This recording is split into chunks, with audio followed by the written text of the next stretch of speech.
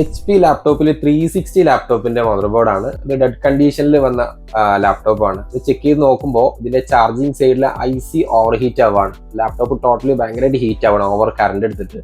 ഈ ഒരു ലാപ്ടോപ്പിൽ C ടൈപ്പ് ആണ് അഡാപ്റ്റർ വരിക. അപ്പോൾ അത് കണക്ട് ചെയ്യുന്ന സമയത്ത് നമ്മൾ ഈ ഒരു IC എന്ത് ചെയ്യുന്നുണ്ട്, നന്നായിട്ട് ഹീറ്റ് ആകുന്നുണ്ട്. അപ്പോൾ ഈ ഒരു IC നോർമൽ ലാപ്ടോപ്പിൽ വരുന്ന ലെഗ് ICന്ന് ഡിഫറെൻ്റ് ആയിട്ട് ഒരു വോൾ IC ആണ് വരുന്നത്. ഇതിന്റെ റീപ്ലേസിങ് കുറച്ചൊരു കോംപ്ലിക്കേറ്റഡ് ആണ്. എന്തെങ്കിലും ചെറിയൊരു ഫാൾട്ട് വന്നാൽ നമ്മൾ രണ്ടാമതും ഒരു 1 hours 2 hours ഒക്കെ വീട് റീബോൾ ചെയ്യാനൊക്കെ സമയമെടുക്കും. നമ്മൾ ലാപ്ടോപ്പ് IC റീപ്ലേസ് ചെയ്ത് ബേസിക് ആയിട്ട് എന്ത് ചെയ്തിട്ടുണ്ട്, പാക്ക് ചെയ്തിട്ടുണ്ട്. നമുക്കൊന്ന് കണക്ട് ചെയ്ത് നോക്കാം. ഇതിന്റെ ഡിസ്പ്ലേ കാര്യങ്ങളൊക്കെ എന്ത് ചെയ്യാം, ചെക്ക് ചെയ്ത് നോക്കാം. ഓക്കെ, ഇതിന്റെ വോൾട്ടും ആംപിയറും കാര്യങ്ങളൊക്കെ ഇപ്പോൾ കറക്റ്റ് ആയിട്ട് എടുക്കുന്നുണ്ട്. 20 വോൾട്ടിലാണ്. അതുപോലെ ഡിസ്പ്ലേ ഒന്ന് വെയിറ്റ് ചെയ്ത് നോക്കാം.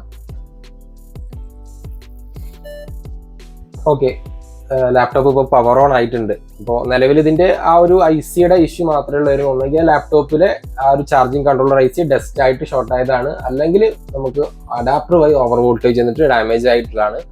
ഇപ്പോൾ ലാപ്ടോപ്പ് സംബന്ധമായിട്ടുള്ള അത്തരത്തിലുള്ള അഡ്വാൻസ് ലെവലിലുള്ള ചിപ്പിൽ സർവീസ് കാര്യങ്ങൾ, ലാപ്ടോപ്പിന് എന്ത് കംപ്ലൈൻറ്റ്സ് ഉണ്ടെങ്കിലും നമ്മളെ ഷോപ്പിൽ സർവീസ് അവൈലബിൾ ആണ്. മാക്ബുക്കിന്റെ സർവീസ്, അതുപോലെ എല്ലാ ബ്രാൻഡുകൾ മൾട്ടി ബ്രാൻഡ് ആയിട്ടുള്ള സർവീസ് നമ്മുടെ ഷോപ്പിൽ നമ്മൾ പ്രൊവൈഡ് ചെയ്യുന്നു.